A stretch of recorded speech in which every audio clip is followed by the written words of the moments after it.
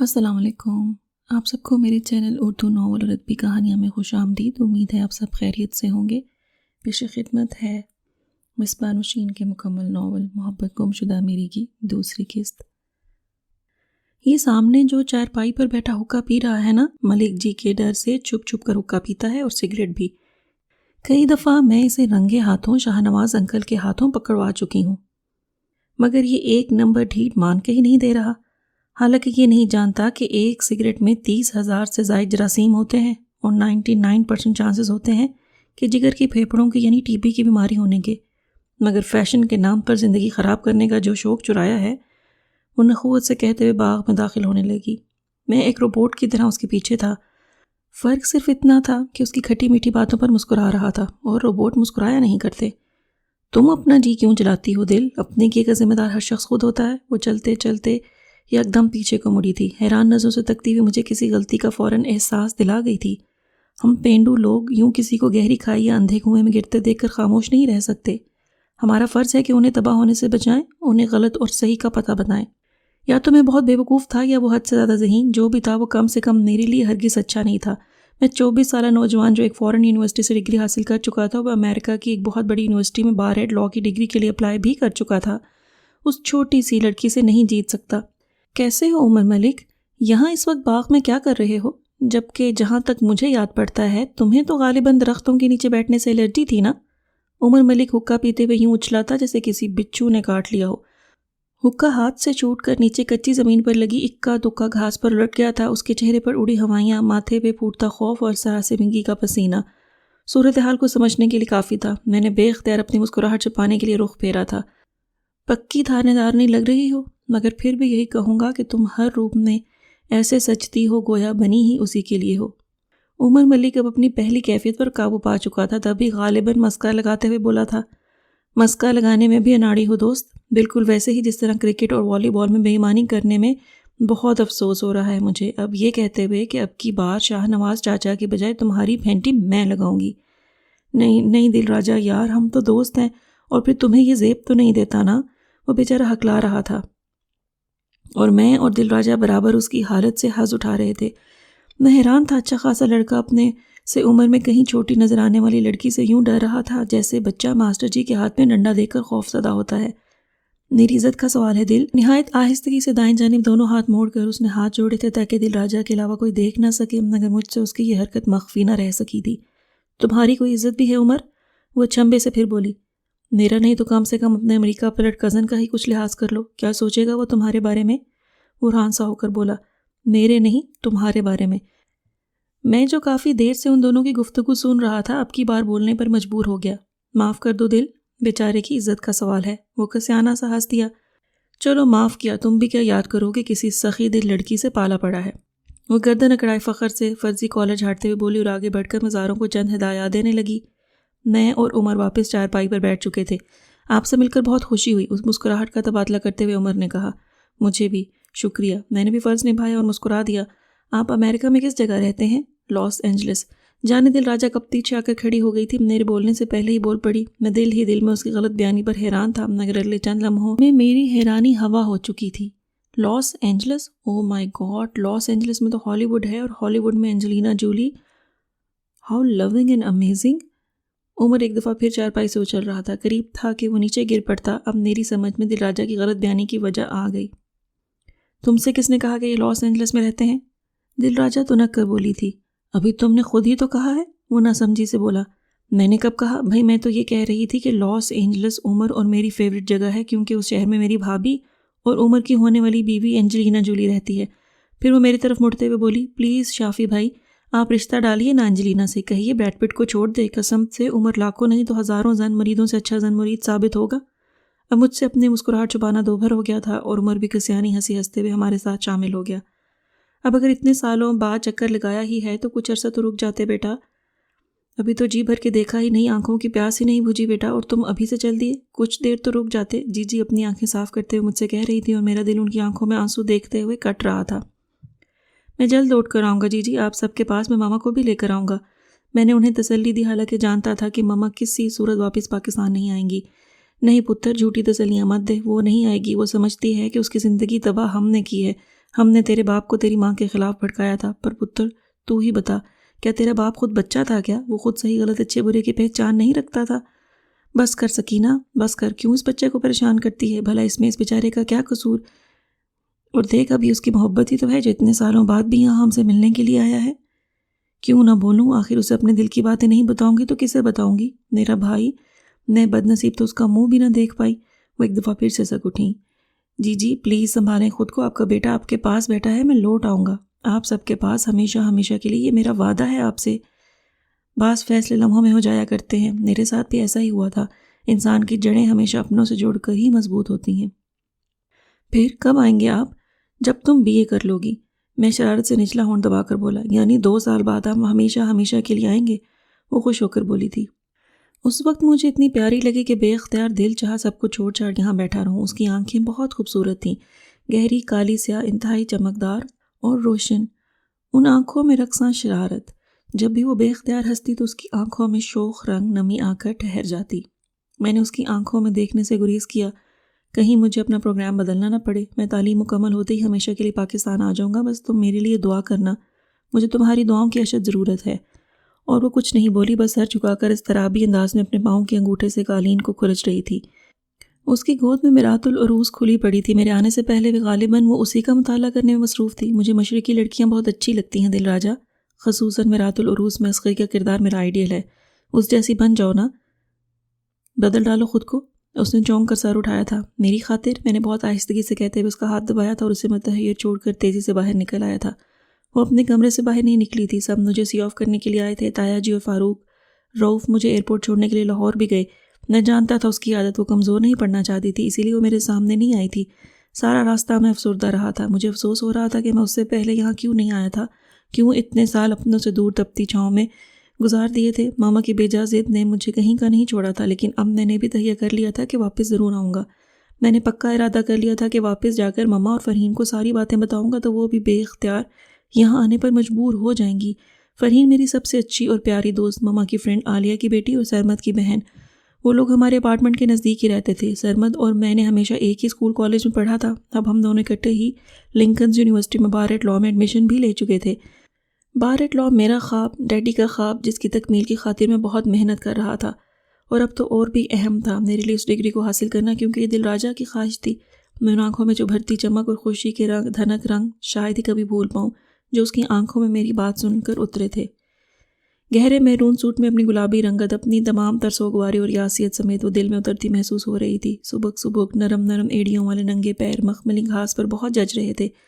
اس کی میری طرف پوچھ تھی، شولڈر کٹ بال بڑھ کر کمر سے نیچے تک پہنچ رہے تھے۔ بالوں کی چوٹی سے نکلی چند آوارہ لڈیں ہوا کے دوش پر رقص کرتی اس کے حسن میں مزید اضافہ کیے دے رہی تھیں۔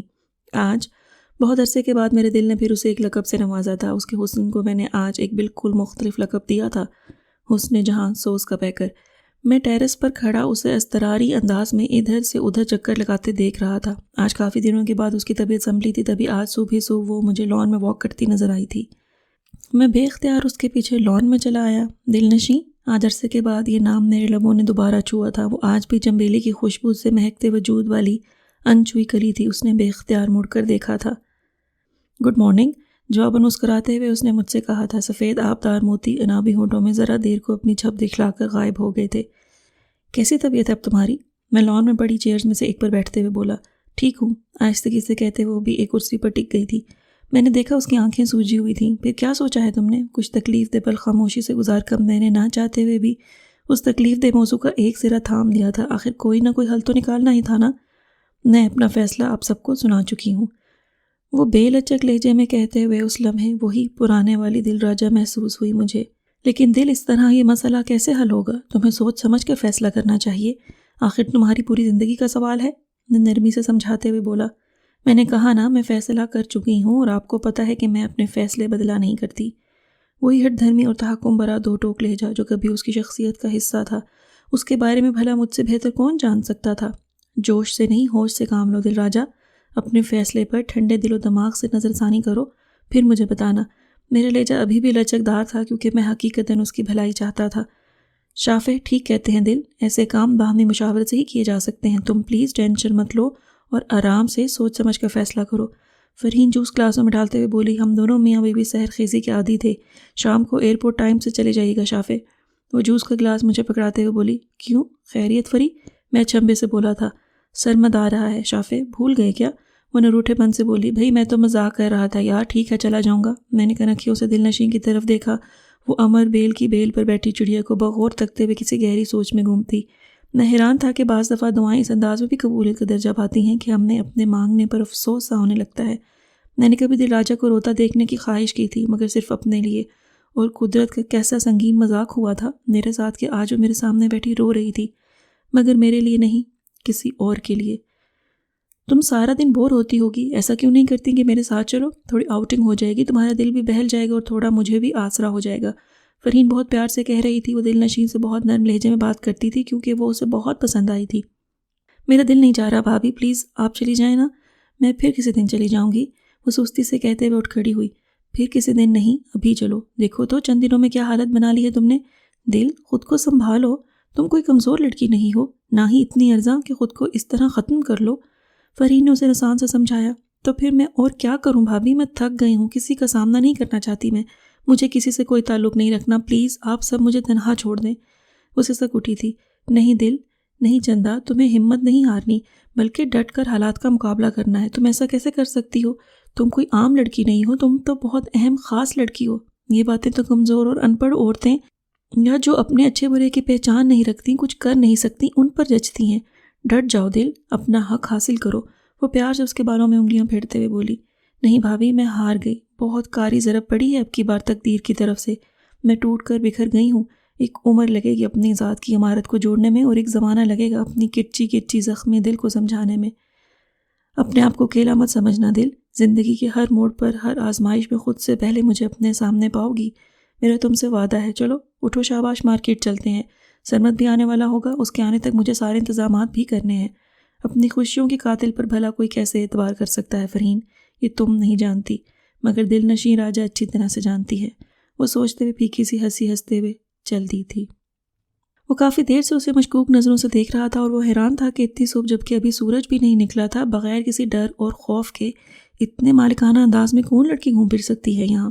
وہ رات بھر صحیح طرح سے سو نہیں پایا تھا کیونکہ کسی بھی انجان جگہ پر اسے پہلی رات نیند بالکل بھی نہیں آتی تھی، اسی لیے رات بھر کروٹیں بدلنے کے بعد وہ صبح کافی جلدی بیدار ہو گیا تھا، اور اب وہ پچھلے آدھے گھنٹے سے ایک لڑکی کو اضطراری انداز میں ادھر سے ادھر چکر لگاتے دیکھ رہا تھا۔ اس سے پہلے کہ دیر ہو جائے، مجھے صورتحال جاننا چاہیے۔ خود کلامی کرتے ہوئے اسے نیچے جانے والی سیڑھیوں کی طرف قدم بڑھا دیے۔ کون ہو تم، اور یہ بتاؤ یہاں کیا کرنے آئی ہو؟ وہ اسے کندھوں سے پکڑ کر اس کا منہ اپنی طرف کرتے ہوئے بولا۔ دل نشین کا غصے سے برا حال تھا، اس کا دل چاہا اس کے کس کے ایک تھپڑ لگائے، مگر وہ ایسا نہیں کر سکتی تھی، اس کے دونوں ہاتھ اس بدتمیز شخص کے ہاتھوں میں تھے۔ دل کیا بات ہے، تم یہاں کیا کر رہی ہو؟ سرمد نے مڑ کر دیکھا تھا، پیچھے شافع کھڑا اسے گھور رہا تھا۔ پتہ نہیں، یہ شخص اچانک آ کر پوچھنے لگا میں یہاں کیا کرنے آئی ہوں، میں اسے بالکل بھی نہیں جانتی۔ دل کے چہرے پر خوف کے سائے ابھی بھی لرزاں تھے۔ مجھے بے اختیار سرمد پر غصہ آیا۔ It's okay, calm down please. یہ سرمد ہے، فرحین کا بھائی، رات ہی کو آیا ہے، تم سے ڈنر پر اس کی ملاقات نہیں ہو سکی، اس لیے تم دونوں ہی ایک دوسرے کو پہچان نہیں پائے۔ کیا یہ سرمد ہے؟ لیکن یہ تو مجھے چور کہہ رہا تھا، وہ ہانسی ہو کر بولی۔ اس وقت اس کے چہرے پر بالکل ویسی ہی معصومیت تھی جسے دیکھ کر میں مبہوت ہو کر اپنے ہوش کھونے لگتا تھا۔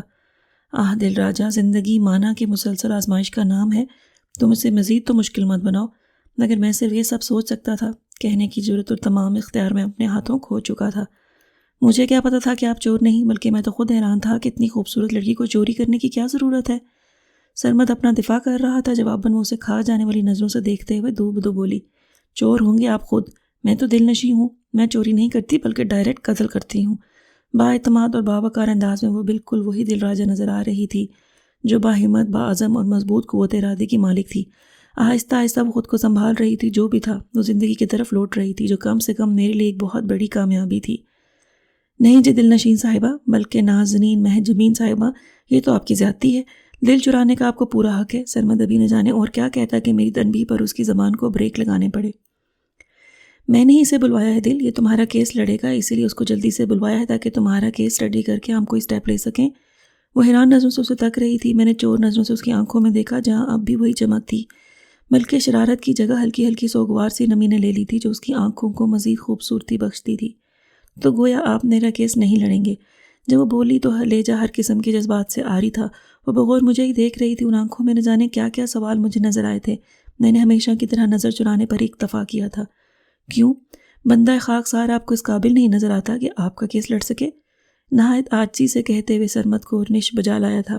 نہیں، پتھر مار لہجہ سرمد کی آنکھیں پھاڑنے کو کافی تھا، کیونکہ اس کے لیے سب کچھ بالکل اچانک اور نیا تھا۔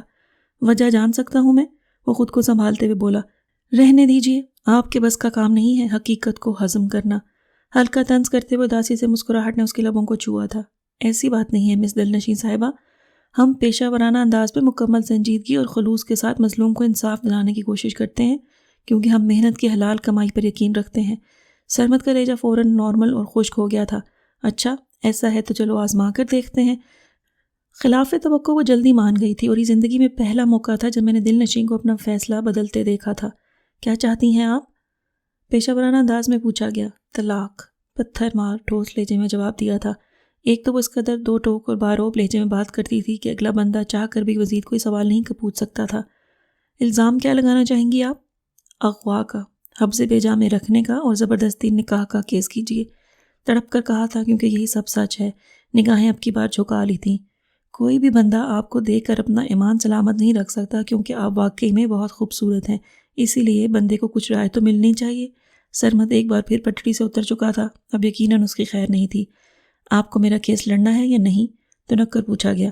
اگر نہیں تو بے جا فضول سوالات کرنے کی کوشش مت کریں، اور اگر ہاں میں جواب ہے آپ کا تو پھر شافی بھائی سے ساری تفصیل پوچھ لیجئے، کیونکہ باہمی مشاورے سے فیصلہ کرنے کے لیے مدد انہوں نے مانگی ہے آپ سے، نہ کہ میں نے۔ Is that clear? بے لچک انداز میں کہتی ہوئی وہ جھٹکے سے اٹھی اور اندر کی جانب بڑھ گئی تھی۔ پیچھے حیران پریشان سرمد کو مجھے اب تفصیل بتانا تھی۔ مجھے دلنشین کو اس حالت میں دیکھ کر بہت دکھ ہوتا ہے شافے۔ رات بستر پر لیٹنے سے قبل فرحین پھر وہی تکلیف دہ موضوع چھیڑ چکی تھی۔ انجانے میں وہ میرے زخموں پر لگے خرونوں کو بڑی بے دردی سے نوچ دیتی تھی، اور میں باوجود کوشش کے چیخ کر اپنی تکلیف کا اظہار بھی نہیں کر سکتا تھا۔ آپ کچھ کرتے کیوں نہیں شافے؟ کتنا مان لے کر وہ آئی ہے یہاں۔ پلیز شافے، اسے روتا تڑپتا دیکھ کر میرا دل کٹتا ہے۔ میرے سینے پر سر رکھ کر لیٹی وہ اس وقت میرے اتنے نزدیک ہونے کے باوجود بھی مجھ سے صدیوں کے فاصلے پر کھڑی تھی۔ میں نے بے اختیار اپنا دایاں ہاتھ اپنے دل پر رکھا تھا۔ تکلیف حد سے سوا ہو کر آنکھوں میں مرچیں بھرنے لگی تھی۔ میں نے بے اختیار اپنے سینے پر سے فری کا سر بے دردی سے جھٹکا تھا۔ وہ حیران نظروں سے مجھے تک رہی تھی، لیکن اس وقت میں مزید کچھ بھی سننے کے موڈ میں نہیں تھا، اسی لیے جھٹکے سے اٹھا اور باہر ٹیرس پر آ کر کھڑا ہو گیا۔ آج کی رات پھر میں نے سگریٹ پھونکتے اور جلتے گزارنا تھی۔ ہمیں لاحق جو ایک بے نام سا غم ہے، عجب غم ہے۔ تبسم زیر لب ہے، آنکھ پرنم ہے، عجب غم ہے۔ بظاہر روشنی ہے، زندگی ہے، دل نوازی ہے، درون خانہ دل شور ماتم ہے، عجب غم ہے۔ دوسری مرتبہ میں نے 3.5 سال بعد پاکستان کا چکر لگایا۔ تایا جی، رؤف اور مسعود فاروق کے بے حد اسرار کے ساتھ ساتھ دل راجہ کے بار بار بلانے پر مجھے لازمی جانا پڑا تھا۔ میرا بار کمپلیٹ ہو چکا تھا، میں پریکٹس شروع کرنے والا تھا۔ مما نے ایک بار پھر اپنی تمام تر کوششیں کر لی تھیں، مجھے پاکستان جانے سے روکنے میں وہ ناکام رہی تھیں۔ غصے، پیار، دھمکی، ہر طرح سے انہوں نے مجھ پر دباؤ ڈالا تھا، لیکن وہ ایک وعدہ جو میں ان سے کر چکا تھا واپس لوٹنے کا، وہ بہرحال مجھے ہر صورت پورا کرنا تھا۔ میں مما کو قطعی دکھ نہیں دینا چاہتا تھا، لیکن میں ان کے بے وجہ وسوسوں اور بلا وجہ کی نفرتوں کی وجہ سے اپنوں سے دور بھی رہ نہیں سکتا تھا۔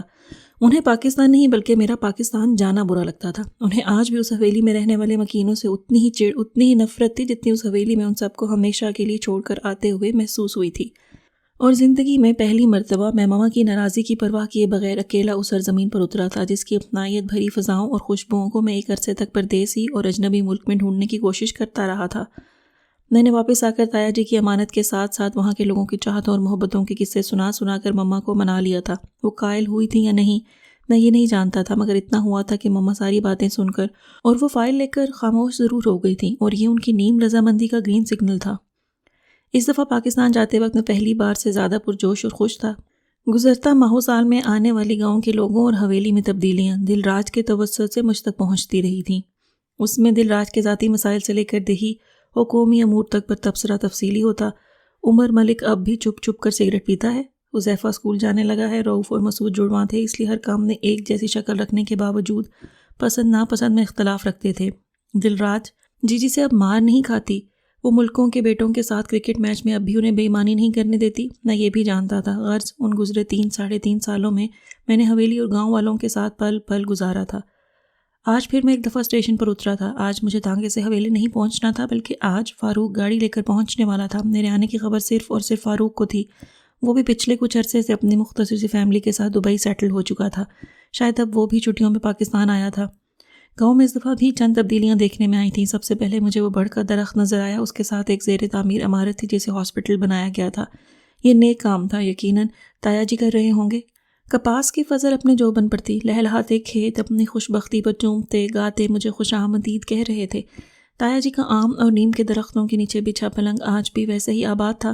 جی اپنی مرغیوں کو دانہ دنکا ڈالنے میں مصروف تھیں۔ حذیفہ روف کے کندھے پر بیٹھا شاید کوئی کہانی سنانے میں مگن تھا۔ سب سے پہلے مجھے پہ تایا جی کی نظر پڑی تھی، وہی والہانہ محبت، وہی باروب لہجہ۔ میں بھاگ کر ان کے گلے جا لگا تھا۔ مجھے ان میں سے ڈیڈی کی خوشبو آتی تھی۔ شافے پتر، تو یہاں اتنا اچانک آج پھر؟ میں تو سمجھا تھا کہ تو ہمیں بھول گیا ہے، پھر کبھی واپس نہیں آئے گا۔ پچھلی بار کے جیسا مان بھرا شکوہ تایا جی ایک دفعہ پھر 3.5 سالوں بعد دہرا رہے تھے۔ میں کیوں نہ آتا تایا جی؟ میرا مان تو آپ لوگ ہیں، میری جڑیں تو آپ لوگوں سے جڑی ہیں، اور میں آپ لوگوں کا ہی تو خون ہوں۔ اور بھلا کوئی اپنے خون سے جدا ہوتا ہے؟ کبھی اپنی جڑیں کاٹ کر پھینک سکتا ہے کوئی؟ میں نے بھی مان بھرے لہجے میں ان کے دونوں ہاتھ چومتے ہوئے اپنی آنکھوں سے لگائے۔ کیا بات ہے، گھر میں بڑی خاموشی ہے، باقی لوگ کدھر ہیں بھائی؟ 15 منٹ کے مسلسل انتظار کے بعد بھی میں دل راج کو دیکھنے میں ناکام ہو کر بالآخر ان سب کا پوچھ بیٹھا۔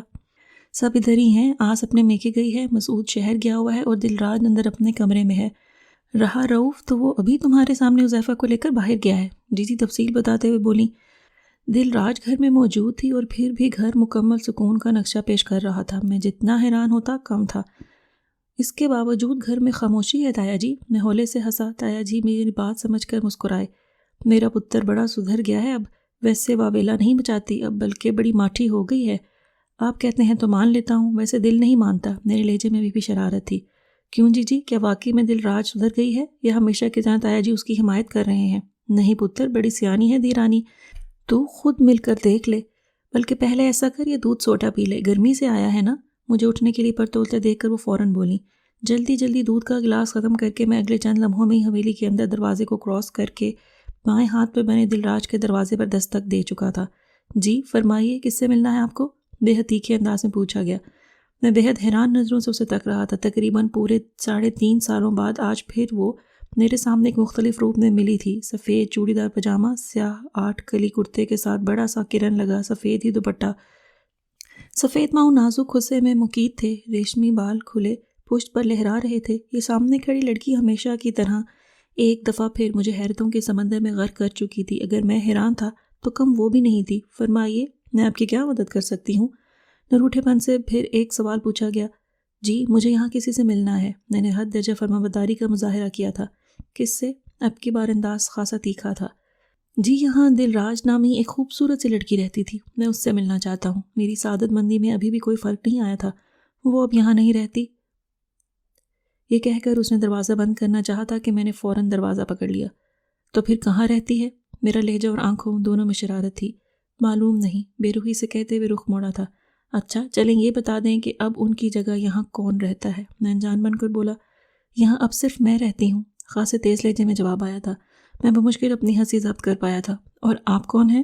قریب تھا کہ وہ کوئی چیز اٹھا کر میرے سر پر مار دے، لیکن میرا اندازہ غلط نکلا تھا۔ میں دل نشیں ہوں، دل نشیں راجا، ایک ایک لفظ چبا کر کہا گیا تھا۔ مجھے آپ ہی سے ملنا تھا۔ اس کے غصے کی پرواہ نہ کرتے ہوئے دروازہ دھکیل کر اندر داخل ہو گیا تھا، اور دل راج مجھ پر غصہ نکالنے کے لیے الفاظ ترتیب دینے لگی تھی۔ ارے تم تو واقعی بہت اچھے موقع پر آئے ہو۔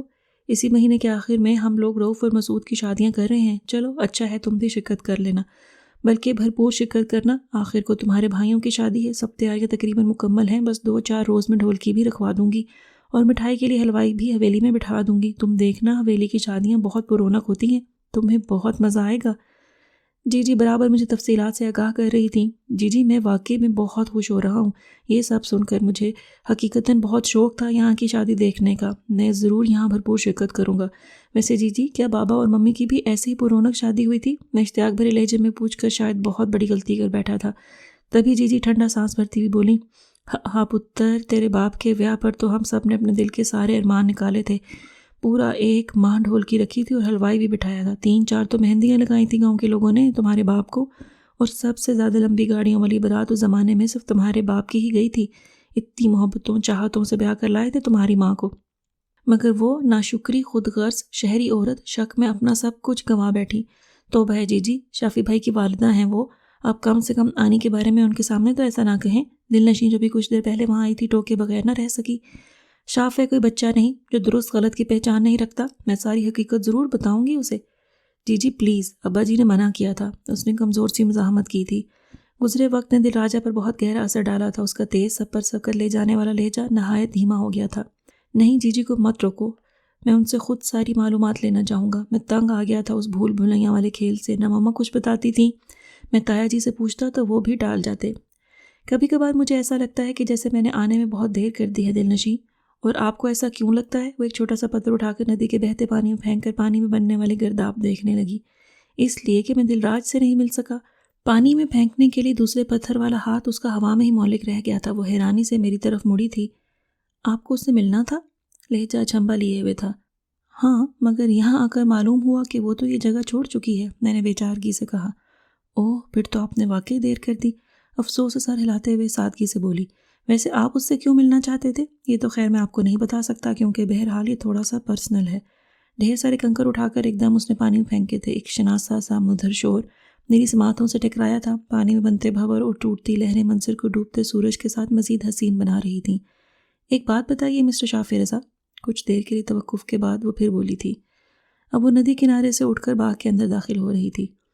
اب دل راج بدل چکی ہے تو آپ اس سے کیوں ملنا چاہتے ہیں؟ دکھ سے چور لہجے میں بولی۔ مجھے ایک دم کسی گڑبڑ کا اندازہ ہوا تھا۔ اس نے خود کو کیوں بدلا تھا دل؟ شافی رضا کو میرات العروس کی اصغری بہت پسند تھی، اس لیے جاتے وقت اس نے ایک چھوٹی سی خواہش کا اظہار کیا تھا۔ دل راج نے اسی لمحے یہ فیصلہ کر لیا تھا کہ وہ دل نشین کو ضرور ڈھونڈے گی، اور دیکھیں بالآخر اس نے اسے پا لیا۔ دوپٹے کے پلو کو کبھی اپنی انگلی پر لپیٹتی اور کبھی چہرے پر در آنے والی لٹیں اپنے ہاتھ سے کان کے پیچھے اڑستی، وہ دیو مالائی حسن کا پیکر لگ رہی تھی۔ اس کا جواب سن کر میرا دل خوشی سے بھر گیا تھا۔ تھینک یو دل، تھینک یو سو مچ، بے خودی کے عالم میں کہتے ہوئے میں نے بے اختیار اس کے دونوں ہاتھ تھام لیے۔ حویلی میں جی کے حسب وعدہ اگلے 3-4 دنوں میں ہی شہنائیاں گونجنے لگی تھیں۔ پوری حویلی کو کسی دلہن کی طرح سے سجایا گیا تھا۔ حویلی کے بڑے سے صحن میں چارپائیاں اور کرسیاں چاروں طرف بچھا کر درمیان کی خالی جگہ پر زمین پر کارپٹ بچھا کر ان پر چاندنیاں بچھائی گئی تھیں، اور ساتھ میں تھوڑے تھوڑے فاصلے پر گاؤ تکیے لگا دیے گئے تھے۔ مختلف قسم کی مٹھائیاں تیار ہو رہی تھیں اور ان کی اشتہا انگیز خوشبو ہر سو پھیل کر ماحول کو اور نکھار بخش رہی تھی۔ حویلی کی بارہ میں مردوں کے بیٹھنے کا انتظام کیا گیا تھا، جہاں روزانہ رات کو گاؤں کے تمام لوگ اور رؤوف مسعود کے دوست اور عزیز و اقارب آ کر شغل میلہ لگاتے اور مٹھائیاں، فروٹ اور چائے سے لطف اندوز ہوتے۔ یہاں کے لوگوں کی خاص بات جو میں نے دیکھی وہ یہ تھی کہ خوشی ہو یا غمی، سب ایک دوسرے کے ساتھ اس میں برابر کے شریک ہوتے تھے۔ گزرتے ہر پل میں مجھے ادراک ہوا تھا کہ دل نشین واقعی دل نشین ہے۔ میں خوش نہیں تھا، بلکہ میں بہت زیادہ خوش تھا۔ ایک لمبے عرصے تک بھٹکنے کے بعد مجھے میری زندگی کی ناؤ کو کنارہ ملا تھا، دل نشین کی صورت میں۔ امریکہ کو ایجوکیشن میں پڑھنے کے باوجود دنیا بھر کی مختلف کمیونٹیز کی لڑکیوں سے مل کر مجھے کبھی اپنائیت کا رتھی بھر احساس نہ ہوا تھا۔ میں نے اپنی 27 سالہ زندگی میں کوئی ایسی لڑکی نہ دیکھی تھی، نہ اس سے ملا تھا کہ اس سے متاثر ہوتا۔ دل راج نے دل نشین تک کا سفر صرف شافی رضا کی خاطر کیا تھا۔ اگر کوئی اسے اس روپ میں دیکھ لیتا تو ہرگز سوچ ہی نہ پاتا کہ کبھی وہ ضدی، ہٹ دھرم، بولڈ، شدت پسند اور کسی حد تک خود پسند دل راج کے وجود میں جیتی تھی۔ مگر یہ کایا پلٹ ہوئی تھی۔ آج بھی سب اس تبدیلی پر حیران تھے سوائے شافی رضا کے۔ 15 دن ہو چکے ہیں لیکن میں ابھی تک عمر سے نہیں ملا ہوں۔ کیا بات ہے، خیریت تو ہے؟ کہیں تمہاری اس سے لڑائی تو نہیں ہو گئی؟ آج پھر ہم لوگ گھر سے باہر کھیتوں میں گھومنے پھرنے نکلے تھے۔ دل نشین کا اب زیادہ وقت گھر میں ہی گزرتا تھا۔ اس نے نہ صرف باہر نکلنا چھوڑ دیا تھا بلکہ وہ تمام کھیل کود، شرارتیں اور لڑائیاں بھی ختم کر دی تھیں، جس کی وجہ سے اسے جی سے اکثر تانے اور مار پڑتی تھی۔ اس کے انداز و اطوار بدلنے پر کوئی خوش نہیں تھا، نہ تایا جی، نہ آس بھابی، نہ گاؤں، نہ محلے والے، صرف جی خوش تھیں۔ وہ اب یہاں نہیں ہوتا، لاہور میں کنگ ایڈورڈ میں میڈیکل کے غالباً آخری سال میں ہے، پھر اس کے بعد ہاؤس جاب کے لیے بھی وہیں رکے گا اور شاید FRCS کرنے کے لیے انگلینڈ چلا جائے۔ تو کیا اتنے عرصے میں اس کے گاؤں کا چکر لگانے کا کوئی ارادہ نہیں؟ میں حیران ہی تو ہوا تھا۔ یہ میں نے کب کہا؟ میں نے تو بس اس کی فیوچر پلاننگ کے متعلق انفارم کیا ہے آپ کو۔ جیسا اس نے مجھے بتایا ویسا میں نے آپ کو بتایا۔ وہ سرسوں کا پھول توڑتے ہوئے لاپرواہی سے بولی تھی۔ اس کی یہی بے نیازی اسے مزید دلکش و دل نشین بناتی تھی۔ تم بالکل نہیں بدل سکتی دل، میں نے گہرے گھمبیر لہجے میں اسے بغور دیکھتے ہوئے کہا تھا۔ جواباً اس کے عارض پر گرتی پلکوں کی چلمن اور شرم و حیا نے اس کے عارض دہکا دیے تھے۔ میں نے بدلنا کب چاہے شافی بھائی؟ کڑوی گولی مجھے بغیر پانی کے نگلنی پڑی تھی جب وہ مجھے شافی بھائی کہہ کر مخاطب کرتی تھی، مگر میں مجبور تھا کہ عمروں کا فرق تو بہرحال ہم نے اٹل حقیقت کی طرح سے موجود تھا۔ کہ اب بھی باغ سے پھل چوری کر کے کھاتی ہو؟ میں ہنسا۔ نہیں، اب تو نہ وہ دن رہے، نہ وہ لوگ، نہ ہی وقت، اب کچھ بھی تو ایسا نہیں رہا۔ میں ان سب کو بہت مس کرتی ہوں۔ وقت ایک سا کیوں نہیں رہتا شافی بھائی؟ وہ آسمان کی وسعتوں میں کچھ تلاشتے ہوئے دکھ سے چور لہجے میں بولی تھی۔ وقت کو بدلنا ہی چاہیے دل، کیونکہ فطری طور پر انسان بہت جلد یکسانیت سے اکتا جاتا ہے۔ اگر ہماری زندگیوں میں ایک ہی موسم آ کر ٹھہر جائے تو بالکل ویسا ہی منظر ہماری زندگی پیش کرے گی جیسے کھڑے پانی میں جمی کائی۔ میں ناصحانہ انداز میں اسے سمجھا رہا تھا۔ لیکن گزرا وقت ہمیں ہمیشہ یاد تو آتا ہے نا؟ کیا آپ کو بھی یاد آتا ہے؟ اس نے جیسے میری تائید چاہی تھی۔ مجھے نئی چیزیں فیسینیٹ کرتی ہیں، مجھے حال میں جینا اور مستقبل پر نظر رکھنا اچھا لگتا ہے، اور مجھے بچپن کے دل راج کو حال کی دل نشیں میں دیکھنا اچھا لگتا ہے۔ آخر میں کہتے ہوئے میں ذرا شوق ہوا تو وہ جھیم گئی۔ دل راج اور دل نشیں میں آج بھی ایک قدر مشترک تھی، دونوں ہی شدت پسند تھی۔ آج حویلی میں ضرورت سے زیادہ چہل پہل تھی کیونکہ آج دونوں بھائیوں کی مہندی تھی۔ تمام لوگ مہندی لے جانے کی تیاریوں میں تھے۔ عام سی شکل و صورت والی لڑکیاں جو روزانہ ڈھولکی بجانے اور ہلا گلا کرنے آتی تھیں آج بڑے سلیقے سے کیے گئے میک اپ اور جدید فیشن کے لباس پہنے مہاجبین اور افسراؤں کو بھی مات دے رہی تھیں۔ دل نشیں شاکنگ پنک کلر کے غرارہ سوٹ میں لائٹ میک اپ اور کھلے بالوں میں لگائے گجروں کے ساتھ کوئی مغلیہ شہزادی لگ رہی تھی۔ اس کی سراہی دار گردن میں سجا سچے موتیوں کا ہار اس کے گلے میں سج کر اپنی سج دھج میں اضافہ کر رہا تھا۔ اسے ڈول دودیا بازوؤں میں کلائی سے کوہنے تک سجی چوڑیاں اور گجرے یقیناً اپنی قسمت پر ناز کر رہے ہوں گے۔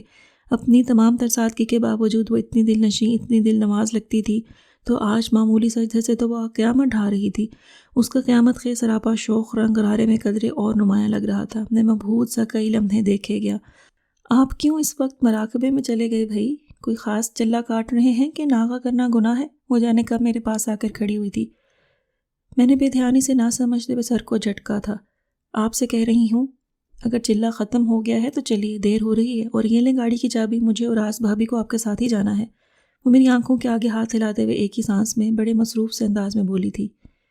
بہت خوبصورت لگ رہی ہو دل، بالکل اپنے نام کی طرح۔ میری تعریف پر وہ شرما گئی تھی۔ سچ بتاؤ دل، کیا میرے لیے بھی ایسے سجا کرو گی؟ میں بے خودی کے عالم میں خود بھی نہیں جانتا تھا کہ کیا کہہ رہا ہوں۔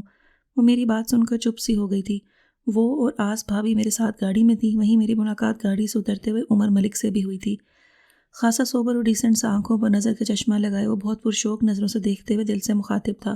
وہ مجھ سے بھی بڑے جوش سے ملا تھا۔ دل نشیں اس کی بچپن کی دوست تھی، دونوں میں بے تکلفی تھی، لیکن پھر بھی نہ جانے کیوں اس کا اتنے استحقاق سے دل نشیں کو تکنا اور والہانہ انداز میں باتیں کرنا مجھے سخت برا لگا تھا۔ کیا بات ہے تمہاری دل، قسم سے غضب ڈھا رہی ہو یار، لگتا ہے آج قیامت ضرور آئے گی۔ وہ شرارت سے آنکھ دبا کر بولتا مجھے زہر لگ رہا تھا۔ میں نے تعریف کر دی تو وہ کچھ نہیں بولی اور عمر کی تعریف سن کر کہہ لگا رہی تھی۔ میں جل کر رہ گیا تھا۔ بکو مت، جب بھی بولنا فضول ہی بولنا، کوئی سن لے گا تو کیا کہے گا کہ ایک مستقبل کا مسیحا کیسے ایک خوبصورت لڑکی کو دیکھ کر دیوانہ ہوئے جا رہا ہے۔ جواباً وہ اترا کر بولی، اسے اترانا بھی چاہیے تھا۔ وہ یقیناً اس کی بات کو مذاق میں اڑا رہی تھی، گویا اس کی نظر میں عمر کی تعریف کی کوئی اہمیت نہیں تھی۔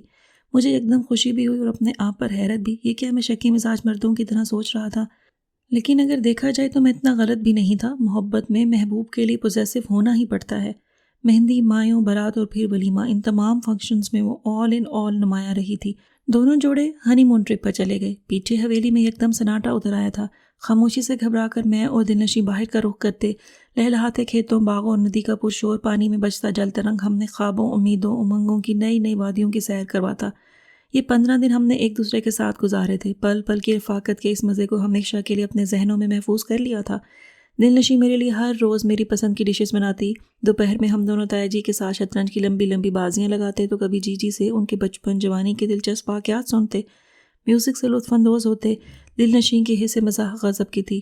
وہ لوگ 15 دن بعد لوٹے تھے اور ان 15 دنوں میں ہم نے بہت سی باتیں کی۔ کبھی کبھار میں بے ساختہ ہو کر کوئی معنی خیز جملہ یا بات کر دیتا تو دل کا بلش کرنا مجھے اتنا اچھا لگتا کہ اس کے چہرے پر پھیلی شرم و حیا کی سرخی کو تکنے کی خواہش میں بارہا سرگوشیوں اور جسارتیں کر بیٹھتا اور پھر دل سے خوب ڈانٹ بھی کھاتا۔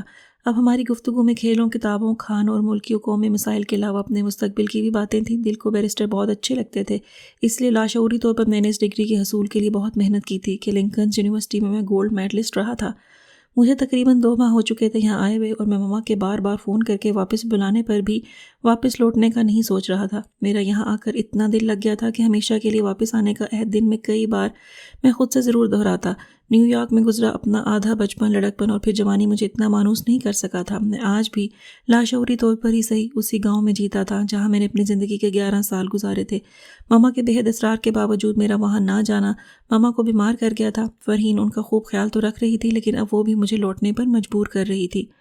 آج بھی فرحین کا فون آیا تھا۔ ماما بہت بیمار تھی اور پہلے سے کافی ویک بھی، اس لیے مجھے فوراً واپس جانا پڑ رہا تھا۔ ابھی بھی میں شہر سے اپنے جانے کے لیے ٹکٹ کنفرم کروانے اور سیٹ بک کروانے کے بعد لوٹا تھا کہ افشین بھابی نے مجھے گہری نظروں سے تکتے ہوئے مجھے اپنے کمرے میں آنے کو کہا تھا۔ میں اس وقت خاصا تھکا ہوا تھا اور صرف آرام کرنا چاہ رہا تھا، لیکن ان کا بے وقت اپنے کمرے میں بلانا میں الجھ کر رہ گیا تھا اور سر جھٹک کر اپنے کمرے کی جانب بڑھ گیا۔ تو تمہیں کیا لگتا ہے وہ مان جائے گی؟ ہونا تو ایسے ہی چاہیے کیونکہ اس میں اس کا ہی بھلا ہے۔ وہ بضد تھا، لیکن اس سے بات کون کرے گا؟ سب سے اہم نقطہ میں نے اٹھایا۔ اس سے بات بھی تم کرو گے اور ساری صورتحال بھی تم سمجھاؤ گے۔ سارا ملبہ مجھ پر گرا کر وہ خود ایک طرف سکون سے ہو کر بیٹھ گیا۔ میں؟ تمہارا دماغ تو ٹھیک ہے؟ بھلا میں کیسے اس سے بات کروں گا؟ میں کرسی سے یوں اچھلا گیا بچھو نے کاٹ لیا ہو۔ لیکن کورٹ سے مدد لینے میں کیا حرج ہے بھلا؟ فرحین کی سوئی وہیں اٹکی ہوئی تھی۔ دیکھو، اگر ہم کورٹ سے مدد لیں گے تو بہت سے مسائل سامنے آئیں گے۔ ہمارا کیس مضبوط صحیح، لیکن پھر بھی بہت سی پیچیدگیاں ہو سکتی ہیں۔ ظاہر ہے ہمارا نوٹس بھجوانے پر وہ بھی تو ہاتھ پیر پھیلائیں گے، اور اگر خدا نہ خواستہ انہوں نے دل کی کردار کشی کی یا جواباً ہم پر دل کو حبس بے میں رکھنے کا دعویٰ دائر کر دیا تو پھر ہم کیا کریں گے؟ کیونکہ بہرحال نکاح نامہ تو ان کے ہی پاس ہے۔ لیکن یار، ہم خلا کا کیس بھی تو کر سکتے ہیں۔ ہاں کر سکتے ہیں، بالکل کر سکتے ہیں، لیکن اس کے لیے بھی ہمیں دل کے گھر والوں کا ساتھ تو چاہیے ہوگا نا۔ اور ادھر تم لوگ اصرار کر رہے ہو کہ کسی کو پتہ نہ چلے اور معاملہ بالا ہی بالا طے ہو جائے، اور تم لوگ خود ہی کہہ رہے ہو کہ اس سے ان دونوں گھرانوں کی دشمنی کی بنیاد پڑ جائے گی۔ کورٹ کچہری میں ایک دوسرے کے ساتھ گزرے اچھے وقت کی دھول کو ایک دوسرے پر لگائے گئے گندے الزامات کی صورت دھوئیں گے۔ راجاؤں کی عزت کورٹ کچہری میں دھکے کھائے گی۔ اگر ملکوں کی فیملی بھی اس میں برابر کی شریک ہوگی اور دونوں فیوڈل گھرانے خون خرابے کو اولویت دیں گے۔ اگر دل سمجھوتا کر لے تو؟ فرحین کا انداز سوالیہ تھا۔ ہاں، پھر تو صورتحال ساری مختلف ہوگی۔ اگر دل سمجھوتا کر لیتی ہے تو پھر تو آسانی کے ساتھ ہم لوگ کام کر سکتے ہیں، لیکن دل مانے تو نہیں، وہ کبھی نہیں مانے گی، وہ بہت ضدی ہے۔ میں جانتا ہوں، وہ فیصلہ ایک بار کر لیتی ہے، اسے بدلا نہیں کرتی۔ کوئی اور حل نکالو اس کا۔ اب کی بار میں نے اپنی ہمت کو مجتمع کرتے ہوئے کہا تھا۔ لیکن کوشش تو کی جا سکتی ہے نا، نہیں تو ناچار ہمیں کورٹ سے مدد لینی ہوگی، اور اگر ایسا نہ ہی ہو تو اچھا ہے۔ سرمد نے اپنی رائے دی۔ ایک حل ہے میرے پاس، اگر دل یہ معاملہ اپنے گھر والوں کی مدد سے حل کرے تو یقیناً فائدے میں رہے گی۔ فرحین نے چٹکی بجاتے ہوئے مسئلے کا حل بتایا۔ واہ جی واہ، واقعی میں اللہ عورت کو ایک چیز ایک ہی وقت میں عطا کرتا ہے، بہت اچھا کرتا ہے۔ اللہ نے تمہاری شکل صرف اچھی بنائی ہے، لیکن عقل، توبہ علما۔ سرمد نے فرحین کی بات سن کر کانوں کو ہاتھ لگاتے ہوئے توبہ کے سے انداز میں اسے چڑھایا۔ کیا مطلب؟ ایک تو اتنا اچھا مشورہ دیا ہے تم لوگوں کو، اوپر سے تم لوگ آپ کچھ کیوں نہیں کہتے شافے؟ ناراض لہجے میں توپوں کا رخ میری طرف ہوا۔ یار سالے، کیوں میری بیوی کو تنگ کر رہے ہو؟ اب ہر بندہ اپنی عقل کے مطابق ہی تو مشورہ دیتا ہے، اس میں اس بیچاری کا کیا قصور ہے؟ حسب عادت فرحین میری اس طرح کی طرفداری پر 1000 بار لعنت بھیجتی وہاں سے واک آؤٹ کر گئی۔ راستے میں لان میں آتے دل سے ٹکراتے بچی تھی۔ لاؤنج کا دروازہ زور سے بند ہوا تھا، مطلب کافی غصے میں تھی۔ انہیں کیا ہوا ہے؟ دل متعجب تھی۔ کچھ نہیں، ادھر آؤ، تم یہاں بیٹھو، میں نے اسے بیٹھنے کی آفر کی تھی۔ ہم دونوں نے مل کر بہت سوچ بچار کے بعد ہی فیصلہ کیا ہے کہ سرمد نے بات ادھوری چھوڑ کر میری طرف دیکھا تھا۔ کیا فیصلہ کیا ہے آپ لوگوں نے؟ کرسی پر بیٹھتے ہوئے متعجب لہجے میں بولی تھی۔ کچھ نہیں، تم یہ بتاؤ کہ جی جی سے رابطہ ہوا تمہارا؟ نہ چاہتے ہوئے بھی میں نے بات بدل دی تھی۔ نہیں، باوجود کوشش کے میرا ان سے رابطہ نہیں ہو سکا، شام کو پھر کروں گی۔ تو کیا انہیں یہ بالکل بھی نہیں پتا کہ آپ کہاں ہیں؟ سرمد حیران ہوا تھا۔ نہیں، جانتے ہیں، رؤوف بھائی کو پتا ہے کہ میں یہاں ہوں۔ کن حالات میں ہوں یہ بھی؟ سرمد کا انداز سوالیہ تھا، کھوجتی ہوئی نظریں جیسے ایکس رے کر رہی ہوں۔ نہیں، اسے فون کر کے میں نے بتایا تھا کہ دل نشیں میرے پاس ہے۔ میں کسی کام سے لاہور گیا تھا تو وہیں ایک تقریب میں میری ملاقات دل سے ہو گئی اور میں بے حد اصرار کر کے اپنے ساتھ اسے یہاں لے آیا۔ دل کے چہرے پر پھیلے تذبذب کے آثار کو دیکھ کر اب کی بار جواب میری طرف سے آیا تھا۔ آپ لوگوں نے بتایا نہیں کیا سوچا ہے پھر آپ نے؟ بیرسٹر سرمد شفیع صاحب۔ اب کے بار وہ قطرے چبا چبا کر بولی تھی۔ وہ سمجھ گئی تھی کوئی بات ہے ضرور جو جان بوجھ کر اسے چھپائی جا رہی ہے۔ اللہ میری توبہ، کبھی بھی حسن اور ذہانت اکٹھی نہیں ہونی چاہیے ورنہ بڑی تباہی مچتی ہے۔ سرمد زیر لب بڑبڑایا تھا، لیکن اس کی یہ بڑبڑاہٹ میں نے بخوبی سن لی تھی، اس لیے دل کی متوقع بحث سے بچنے کے لیے میں نے جلدی بات کا آغاز کیا تھا۔ کیا آپ لوگوں کا دماغ تو صحیح ہے؟ آپ کو پتہ ہے آپ لوگ کیا کہہ رہے ہیں؟ نتیجہ حسب توقع تھا۔ وہ تو پھٹ پڑی تھی ہماری بات سن کر۔ پلیز دل ریلیکس، دیکھیں اس کے علاوہ ہمارے پاس کوئی چارہ نہیں ہے۔ ارے واہ، یہ دنیا سے علیحدہ کام ہو گیا ہے یا یہ اتنا پیچیدہ ہے کہ قانون کی کسی کتاب میں اس مسئلے کا حل نہیں ہے؟ وہ تنک کر بولی، یہ بات نہیں ہے دل، بات کو سمجھنے کی کوشش کریں، دیکھیں اگر مل بیٹھ کر مسئلہ حل ہو جاتا ہے تو کیا ضرورت ہے اپنی عزت کو کورٹ کچہری میں اچھالنے کی؟ سرمد نے اس کے غصے کو ٹھنڈا کرنا چاہا تھا۔ تو کیا اب آپ میری عزت بچا رہے ہیں؟ مجھے جھکا کر میری انا کا خون کر کے آپ اس شخص کو فاتح بنا کر ایک دفعہ پھر مجھے اس کے قدموں میں جھکنے پر مجبور کر رہے ہیں، اور پھر بھی کہہ رہے ہیں کہ یہ اتنی سی بات ہے؟ اس کا غصہ ہنوز قائم تھا۔ میں خاموش تماشائی بنا دونوں کو باری باری دیکھ رہا تھا۔ آپ کو کیا لگتا ہے کہ کورٹ کچہری میں جا کر آپ کو انصاف بغیر کوئی قیمت چکائے مل جائے گا؟ ذرا احتساب کی اینک لگا کر اپنا اور اس ملک کے قوانین کا محاسبہ کر کے دیکھیے تو آپ کو اندازہ ہوگا کہ یہ سب اتنا آسان نہیں ہے۔ کتنا کیچڑ اچھالا جا سکتا ہے آپ پر، اور آپ کی فیملی کتنے کرائسس کا شکار ہو سکتی ہے، آپ خاندان میں کتنی بدنام ہو سکتی ہیں، یہ سوچا ہے آپ نے؟ سرمد بھی اب کی بار غصے سے بولا تھا اور وہ تمام باتیں سنا رہا تھا جو میں باوجود کوشش کے کہہ نہیں پا رہا تھا۔ دل کے چہرے کا رنگ یکلخت بدلا تھا۔ دیکھیں دل، اگر آپ اسے یہاں بلائیں، سمجھائیں کہ میں تمہارے ساتھ اس صورت میں زندگی نہیں گزار سکتی، اعتماد کا خون ہونے کے بعد میرا گزارا مشکل ہے، تم مجھے طلاق دے دو، اسی میں تمہاری اور ہم سب کی بہتری ہے۔ اگر آپ یہ کہہ دیں گی تو نہ قیامت ٹوٹے گی، نہ ہی آپ جھکیں گی، بلکہ جیت آپ کی ہوگی۔ بصورت دیگر کیا؟ تیکھے چتنوں سے دیکھا تھا۔ بصورت دیگر وہی ہوگا جیسا آپ چاہیں گی، ہم کورٹ سے رابطہ کر کے ان سے مدد مانگیں گے، لیکن ایسی صورت میں دونوں فیملیز بھی برابر کی شریک ہوں گی، کیونکہ آپ اپنی فیملی کی سپورٹ کے بغیر یہ کیس نہیں لڑ سکیں گی۔ اور اگر وہ نہ مانا تو؟ بات شاید اس کی سمجھ میں آ گئی تھی۔ وہ ہرگز انکار نہیں کرے گا، وہ ضرور آئے گا، بلکہ اسے لازمی آنا ہوگا۔